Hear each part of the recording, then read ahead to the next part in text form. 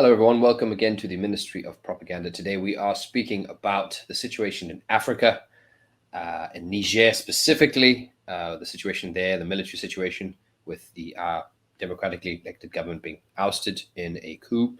And more specifically, I guess, the French and the Americans are teaming up in a former French colony. When did this happen last? What do you reckon, Chris? Dien Bien Phu in the sky? Are we about to see Dien Bien Phu in the sand? So it's all looking quite. I don't want to say exciting, but it's very interesting to sort of watch what's going on. Obviously, there's been a lot of sort of hot take analysis going on already on social media and the media at large. Are we seeing this as like a new wave of sort of neo-anti-colonialism?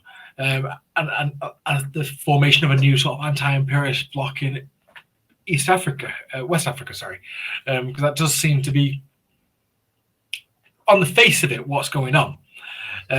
Obviously, there's a lot of people who are sort of saying, "Oh, well, we should never be supporting any military junta under any circumstances." I think what's interesting though is that the people of Niger, on the whole, do seem to be with the military on this one, and there is mass support. Unfortunately, I haven't been following the story long enough back to like I wasn't studying the former president, so I don't know the ins and outs of whether he was popular as it happened. Like, as I'm sure a lot of people, especially in the West, are interested in the story broke when the coup happened. And other than that, I hadn't really thought about Nigerian politics. Nigerian politics. I'm not sure what's the the noun for that, because it's not Nigerian. Because that's Nigerian. Yeah. Nigerian. Let's go for Nigerian. Yeah, I was going to go for that, and it sounds different to the Nigerian one. Yeah, it just hit me ear wrong as it was coming out my mouth.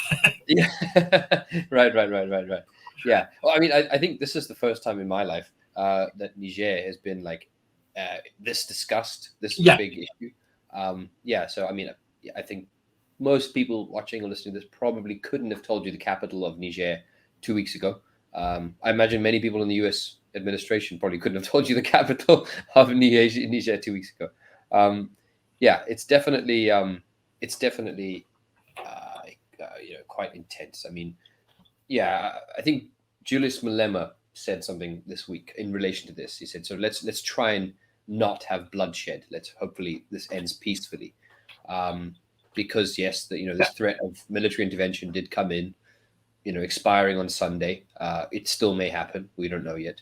Violence could still erupt. A regional war could erupt. I mean, that's what's potentially at stake here, which is that is the threat. Quite different. Yeah, that's also the element that makes it a bit different. So obviously with Sudan, which is 100 days or so into its, into the war, it's a civil war. Yeah. That didn't have the risk of a regional war. It doesn't have that yet. This does. You had ECOWAS, which includes Nigeria and most of the rest of West Africa, making that deadline, and it's still hanging above us. It's Tuesday now, it expired on Sunday. That's the big difference, is that's drawn in. And then the French and the US having troops already in Niger, and most likely, I would guess, be willing to back up Nigeria, hoping that Nigeria does the groundwork for them. But we might be looking at no-fly zone, Libya style kind of stuff, with then ground troops being acted out by Nigeria or ECOWAS in general. That's still on the cards. That's still at play. It's a very big week actually. But I mean, just to go into some of the stuff that my thoughts on this one is first, we've got basically Blinken, and Blinken made a tweet about this, as well as infamous Victoria Newland, about the fact that they needed to consider ways to support the democratically elected government in light of the coup. And good old Newland tweeted something to the effect. She's already been there this week. She's been speaking to the generals. These are the people from 2014 in Maidan, which also overthrew a coup. Like, these people have no shame. They cannot no sense. They just assume that people have forgotten that they stood on the other side of this aisle 9 years ago, and which led us to the war in Ukraine. Not that we should bring the war in Ukraine so quickly into this, but that's my first sort of thought about this. You went to Ukraine straight away. I was going to go to Vietnam, to be honest. Oh yes, go ahead. Let's go to Vietnam. In the sense that this is a former French colony where France holds, which I think a lot of people don't appreciate how much sway France still holds over its former colonial states in Africa, in terms of soft power and just corrupted influence. And that seems to be a lot when you hear these coup leaders in Niger. They're referencing that a lot about France's influence and France's control over their country. So that does seem to be a play. So for the fact that America are sort of trying to be the bastions of returning it to democratic rule, almost handing it back to the French colony, as a French colony again. Right. In everything but name. Right. Yeah, no, it does have that link, that same, flavor to it of Vietnam. The Americans helping the French with one of their yeah, definitely.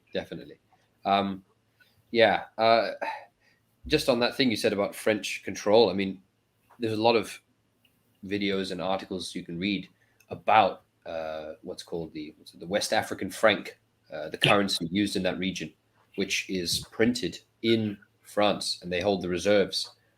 So in terms of power, in terms of monetary policy, it's basically like, similar to the EU, I suppose you could say, but far worse.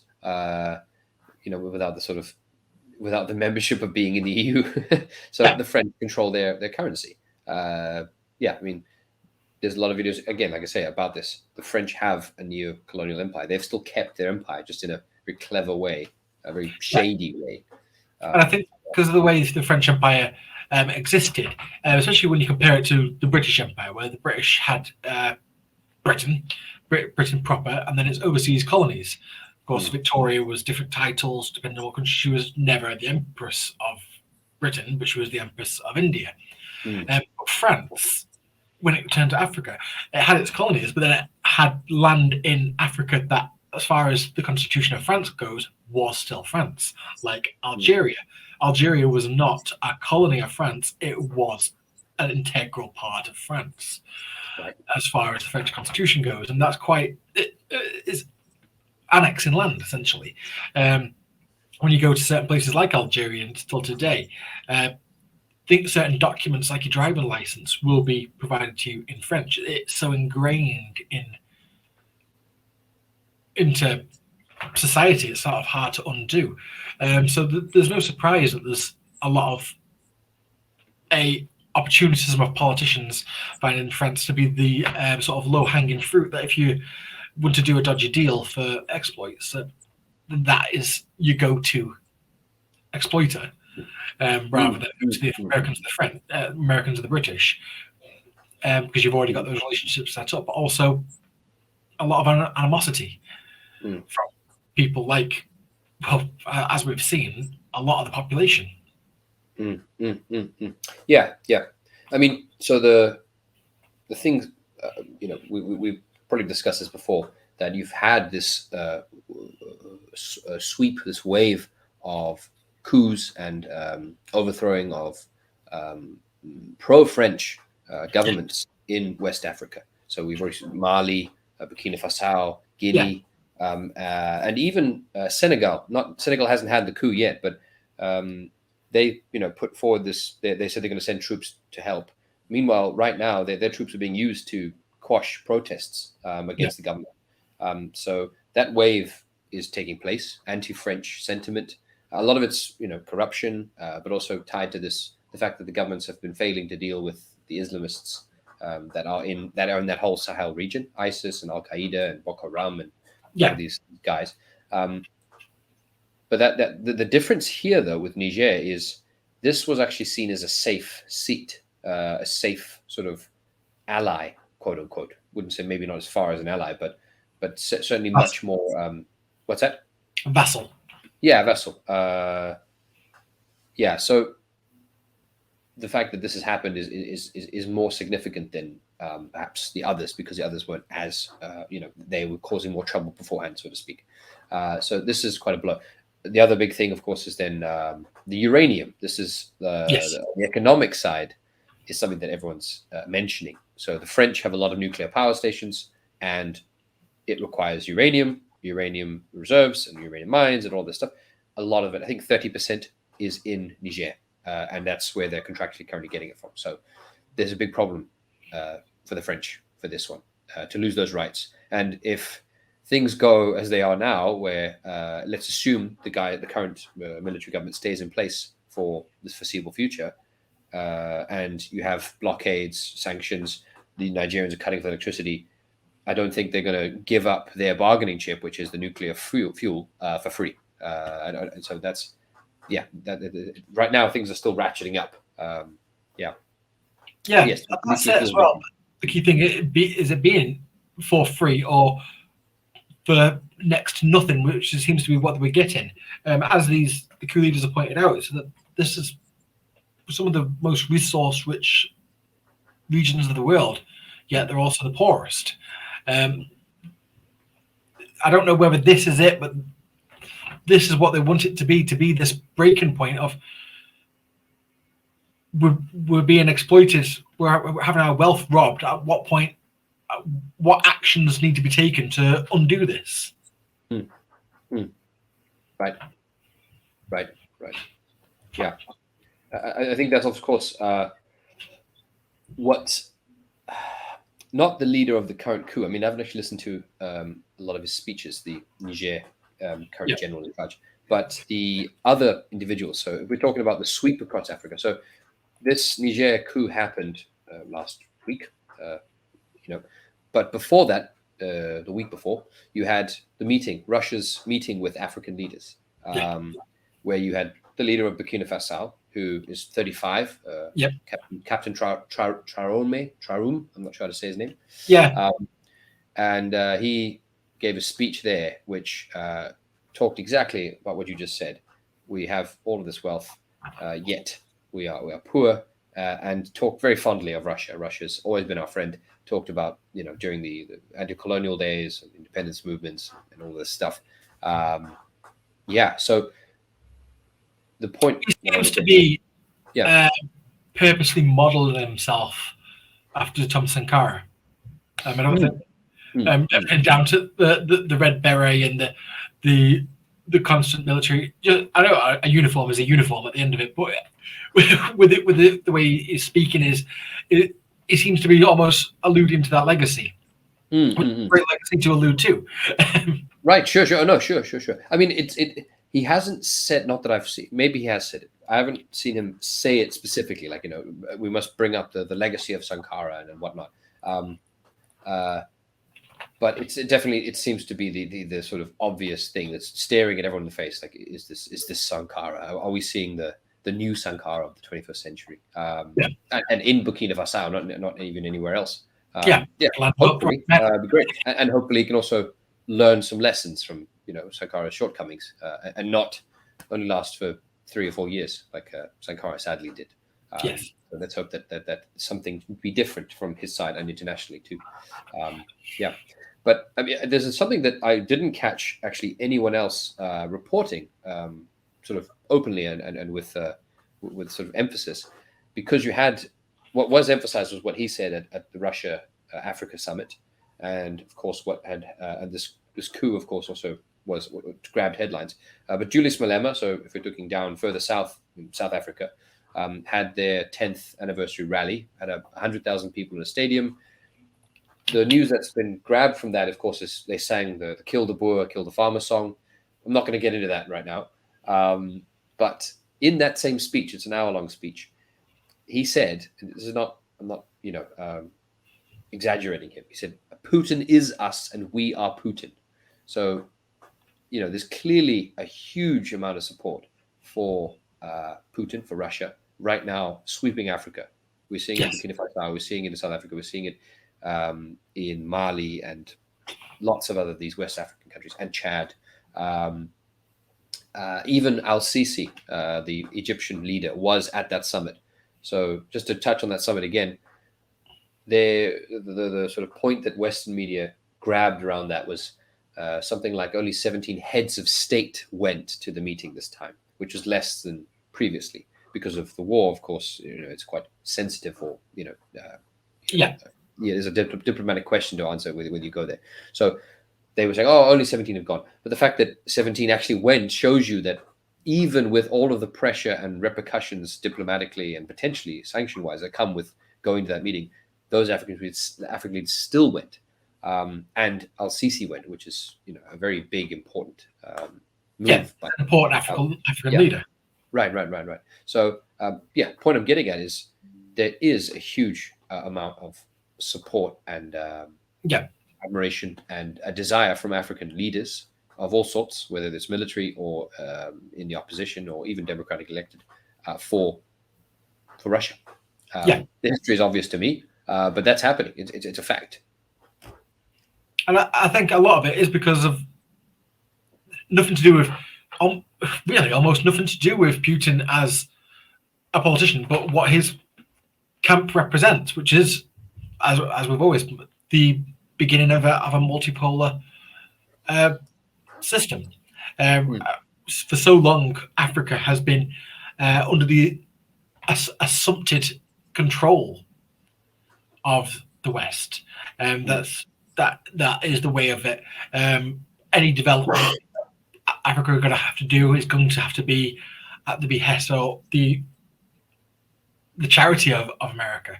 I remember a few years ago, when Barack Obama was president, he went to a tour of African nations, and a lot of what his message was about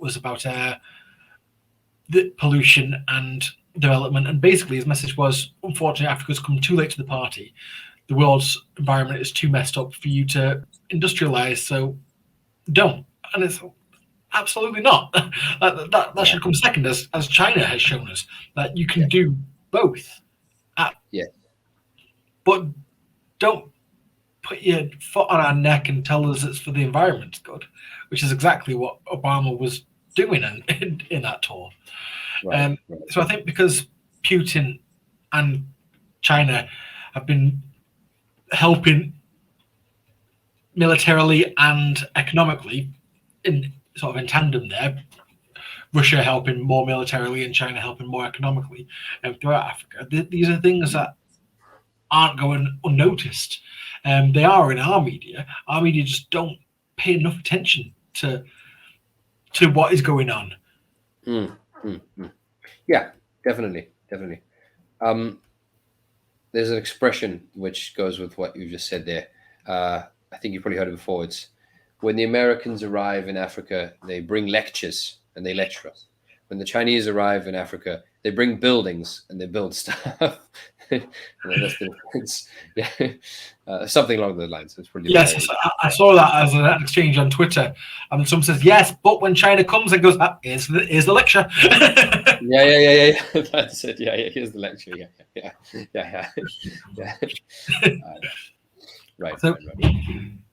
So what is with going back on sort of like Burkina Faso as the leadership at the moment, with what's been going on in West Africa,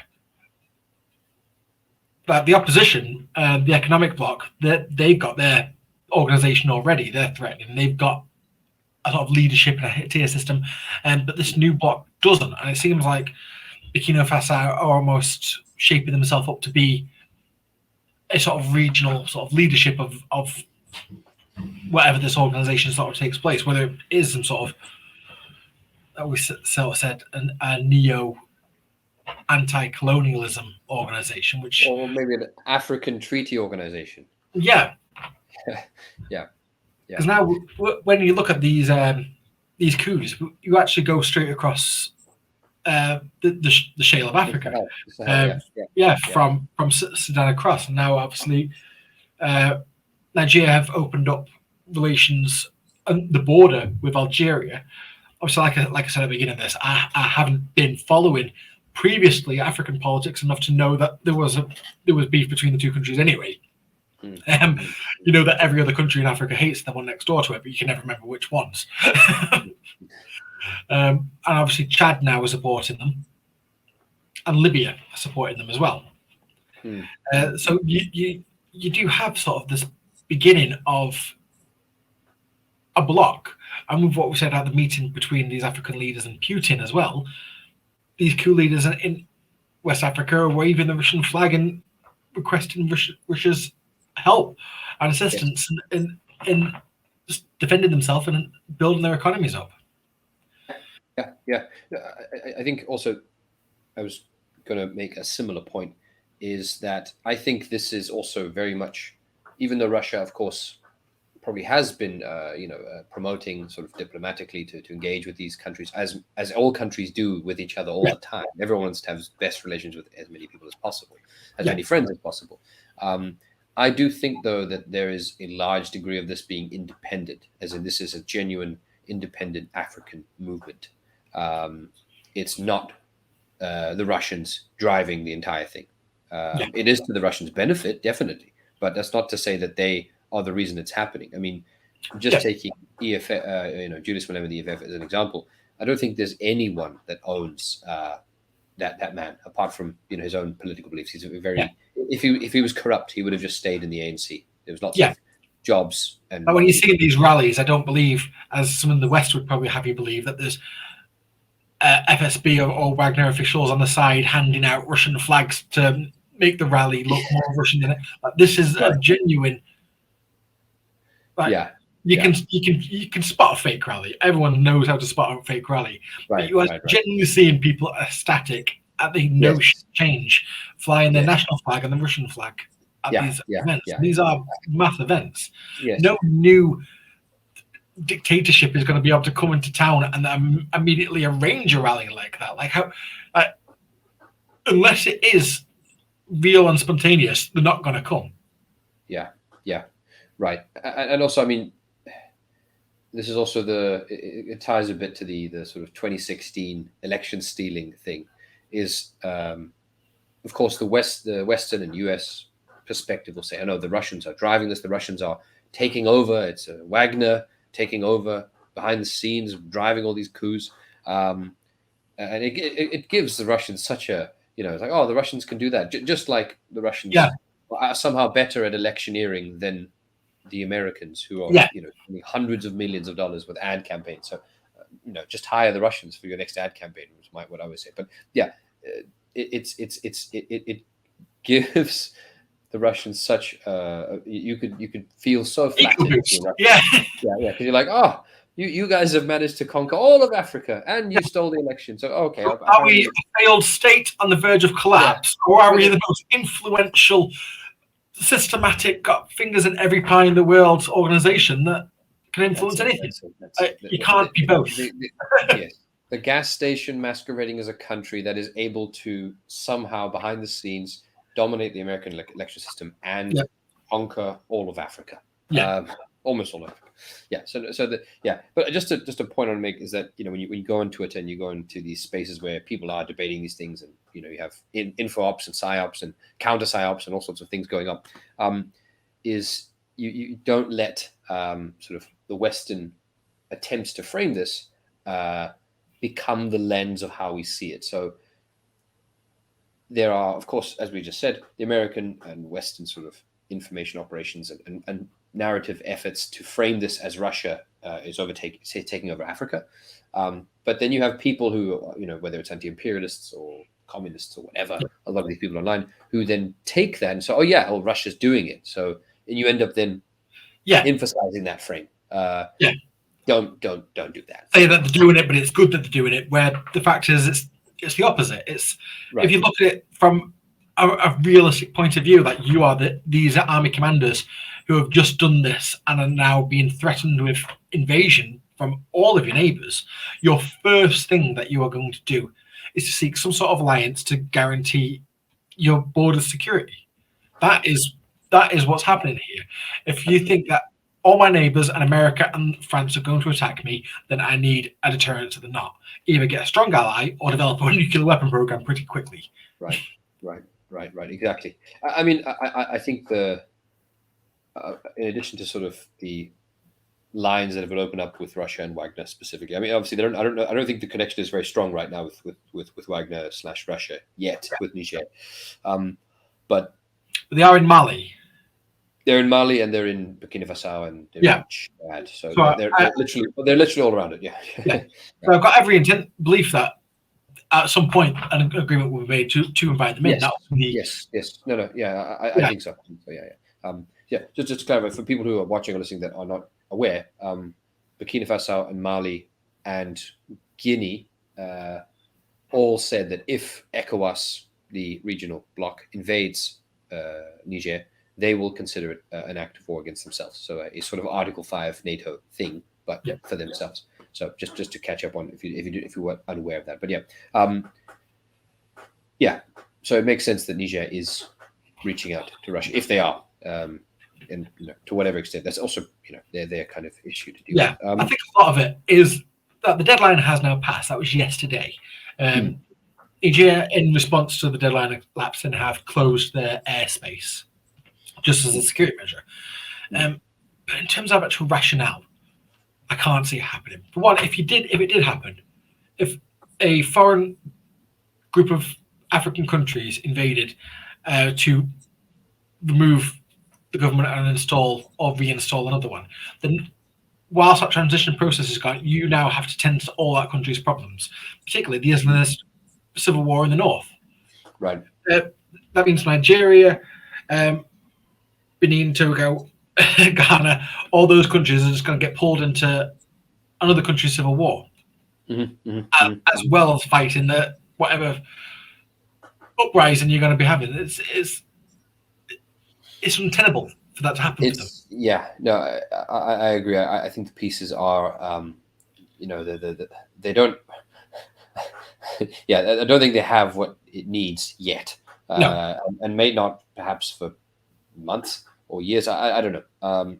But unless I mean the point on it's already quite unstable. I think I already mentioned already. Senegal, even though they said we'll send our troops right now, also fighting their own. The military is busy crushing a potential coup and a potential uprising in Senegal right now.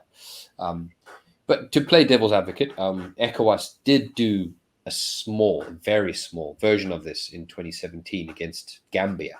But if you're not familiar, Gambia is a country that is a strip around the river and is surrounded by Senegal. So it didn't require much. It's a very small nation. So they did, there was a president who was holding on. He didn't want to hand over.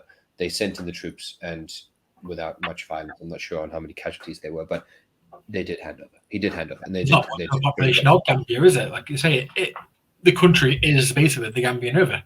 It is mostly the river, yeah. It's not much more than that. But bear in mind, so Niger is a very different situation. We're talking about one of Africa's biggest countries, 1,500 mile long border with Nigeria, has Islamists, desert, whatever. I think the statistic is 10,000 troops, which is not a lot, but Nigeria doesn't have a lot either.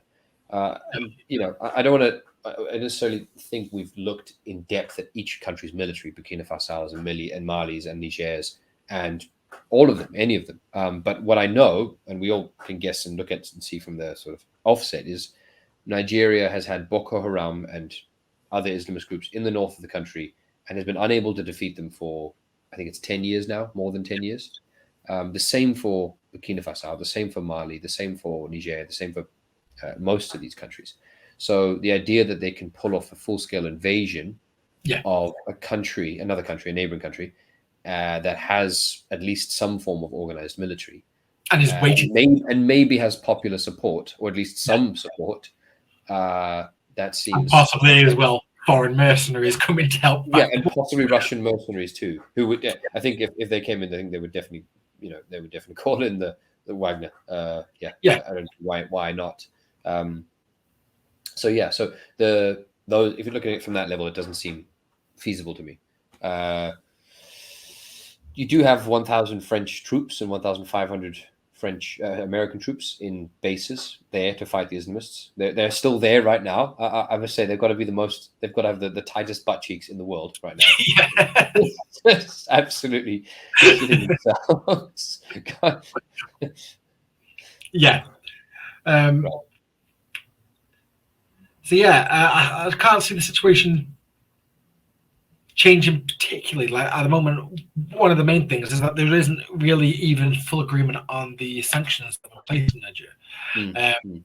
Obviously the West, the African Economic Organization have placed these sanctions, and nobody can trade with them. But as we've seen, what happens, they're just kind of Russia will, right, and everyone who's friends with Russia will. So it's as our sanctions with the UK and the West have happened, they're going to affect the sanctionees more than the sanctionee. If I've got that right.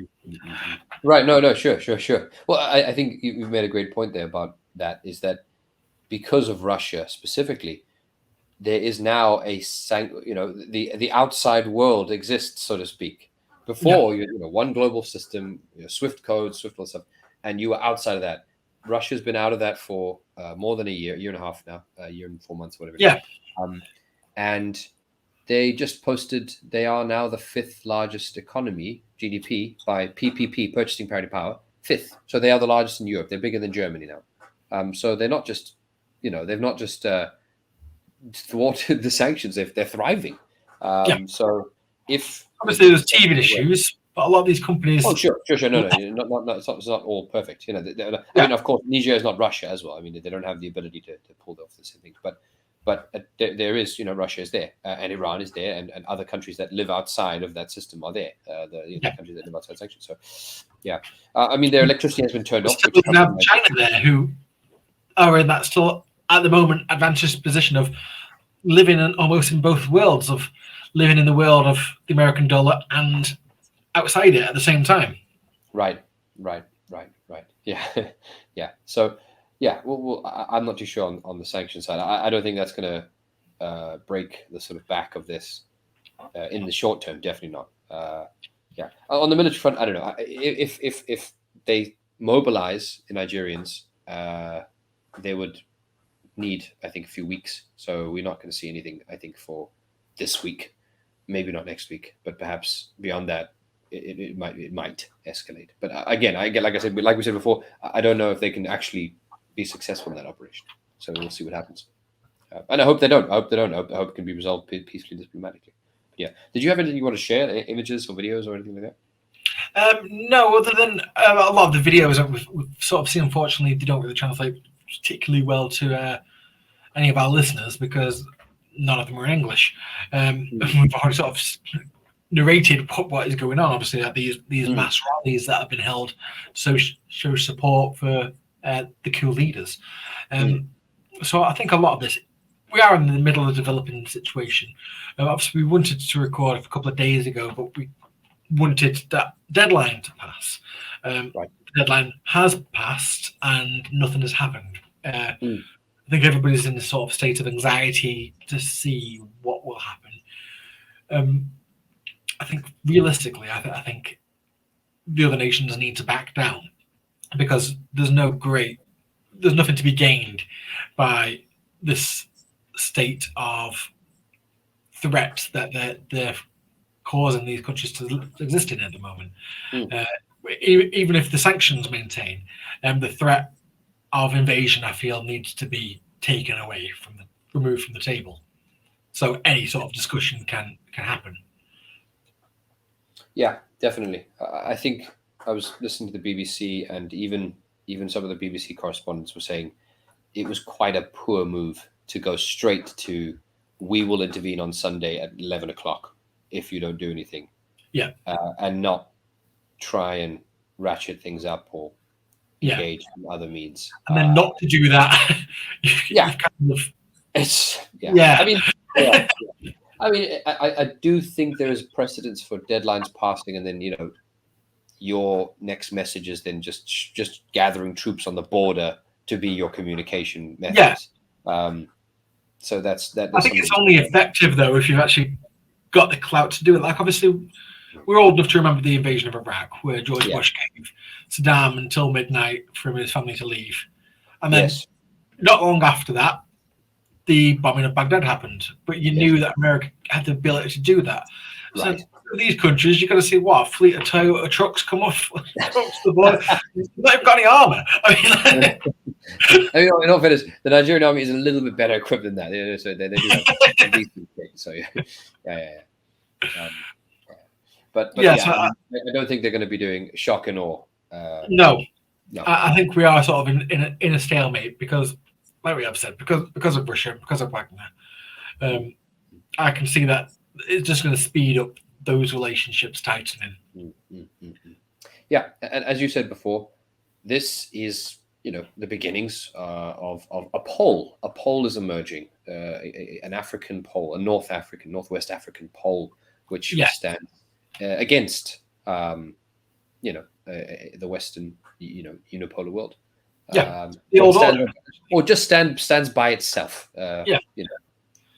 So all the development that sort of happened today is the leaders in Niger have appointed a prime minister, and he is the former financial minister of the civilian government. So they are sort of put in an apparatus for governance, right? But it doesn't seem.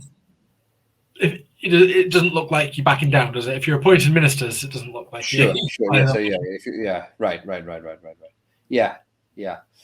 It's still a very fresh, new scenario, new situation. So I'm curious to see where it goes. Those are all my thoughts on it. Chris, you want to leave it at that? Yeah, I think obviously we did an episode a couple months ago on Sudan. I can see us coming back to this in a few months more. I kind of see a lot of these sort of stories merging into one. I can see this being a regional issue. Hopefully a regional conflict, but something definitely to look out to. Sure, definitely. Okay, thank you everyone for watching, and we will catch up with you soon. We promise to start posting more regularly again. Thanks. Thank you very much. See you soon.